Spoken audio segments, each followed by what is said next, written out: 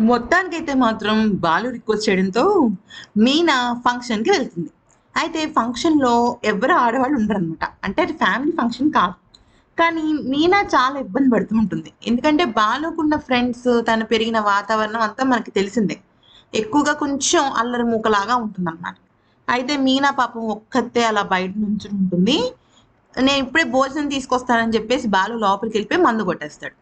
మందు కేవలం బాలు మాత్రమే కాదు, బాలు ఫ్రెండ్స్ అందరూ కూడా కొడతారు.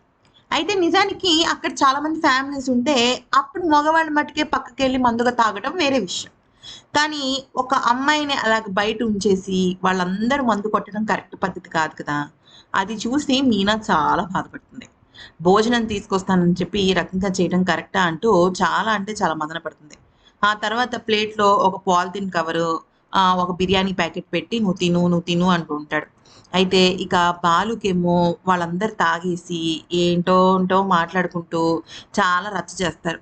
అది చూసిన మీనా చాలా ఇబ్బంది పడుతుంది. ఎందుకనంటే మీనా కొత్తగా పెళ్ళయింది. ఇప్పుడు నలుగురు ఫ్యామిలీస్‌తో కలవటం వేరు.